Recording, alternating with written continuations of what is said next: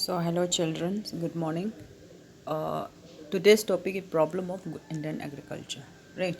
So, we'll go slowly, but understanding of yours is very important.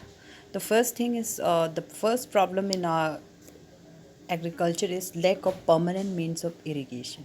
We do not have uh, permanent means of irrigation.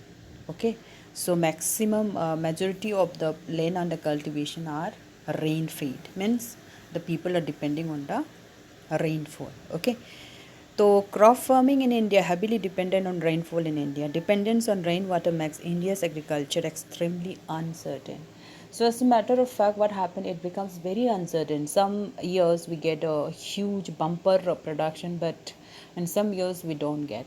Okay, so why it is so? Because farmers are still depending on the rainfall. If there is rainfall, there will be production, and if there's no any rainfall, there will be no production because could not meet the moisture needs of the crops, okay, in the soil. So that is the thing. Now the second, inefficiency of finance. The finance is also inefficient, financing system is also inefficient. Okay, due to deficiency of finance, small farmers of India depends on money lenders for credit who charges heavy rate of interest, leading indebtedness to farmers. So we do not have enough, financial institution who could finance the farmers. As a matter of fact, the small farmers, mostly Indian farmers are small, and they're having a small land holdings. Okay, so those small farmers who have a small land holdings are usually depending on the money lenders for their finance. Okay, so you're not at of if you get the credit from the money lender, it means that they will be charging huge rate of interest. So in the long run, what happened? It drives the farmers to the indebtedness, debt trap. Okay, so this year you paid the debt of the last year, and again you'll take a debt from that money lenders, kind of thing. Means interest rates are very high, no? As a matter of fact, the farmer could get a little amount of surplus. Okay, so which is not uh, which could not be used for the improvement of the agriculture, improvement of the crop cultivation. Okay na? So these are the thing problems. Okay, now the third is the conventional outlook. Okay, the people are still thinking that the agriculture is just for the subsistence, for the sustenance. Okay, we'll be producing just for our consumption. Okay, they are not, the people are having conventional outlook. Okay, they are not thinking agriculture as a business. They are thinking agriculture as a mere means of sustenance. Okay, so this is one of the thing that we are having problem in the agriculture. Okay, fourth number is small and scattered holdings. In India, mostly, the farmers are holding very small lands, and they too very scattered. It means that one land holding is there and another field is there after 2 4 kilometer kind of thing. Okay na?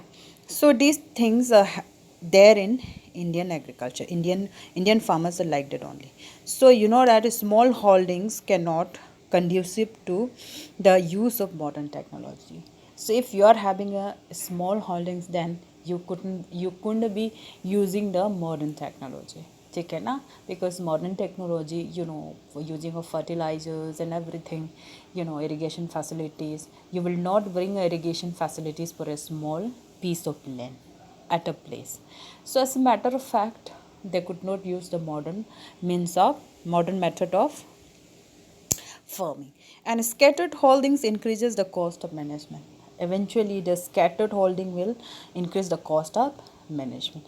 If your field is here, one field is here and another field is there in the one field is in Itanagar and another field is in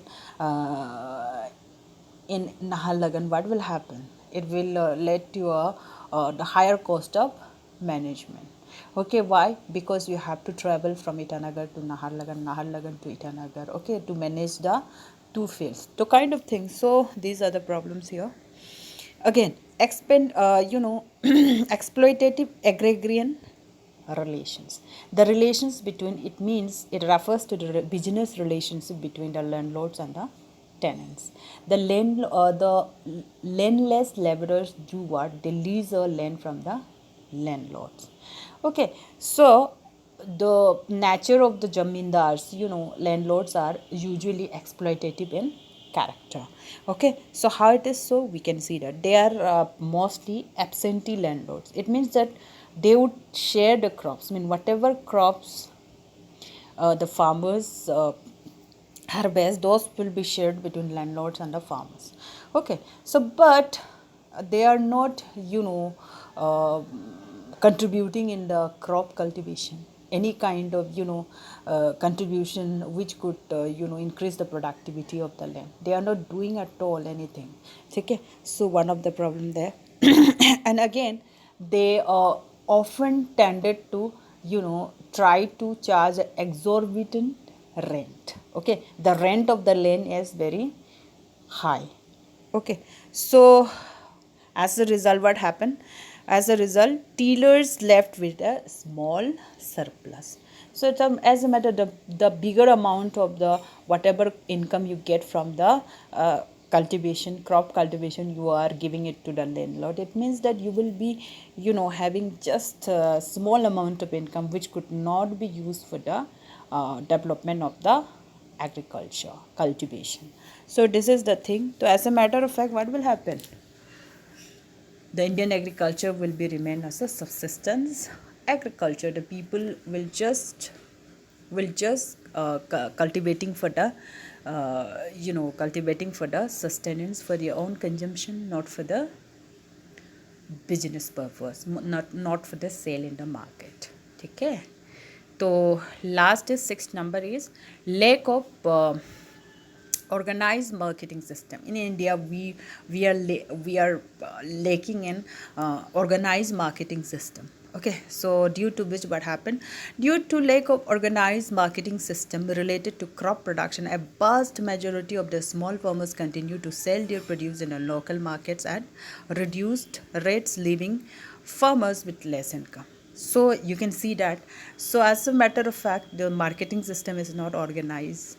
So as a matter of fact, what will happen? The farmers, the small farmers will sell their produce in the local markets. So you know that in the local markets you do have a very low rates of your produce, taken a low price of your produce. So eventually what will happen? The farmers will left with small income. Okay, so when your income is a small, so you could not do anything for your development of the agriculture. So it is also directing towards that Indian farmers, agriculture will be subsistence oriented. Okay, not commercial oriented. Okay, so conclusion we can give is, due to above various mentioned problems, okay, farming remains subsistence oriented rather than profits oriented. So here in India, the agriculture is can be, in a very short, in a one sentence we can say that in Indian agriculture is a subsistence oriented yet rather than profit oriented. It is not a profit oriented. But when you see the developed countries, agriculture in the developed countries, they are highly mechanized. Okay, means they are using sophisticated machines in the agriculture. They are using modern methods of farming.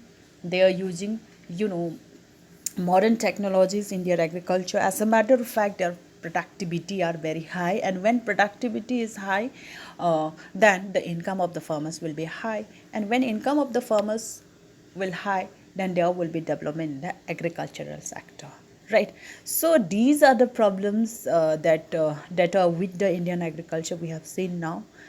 Okay, so this much for the day. In case of any problem, queries, you can post. Okay, thank you. Good day, all of you.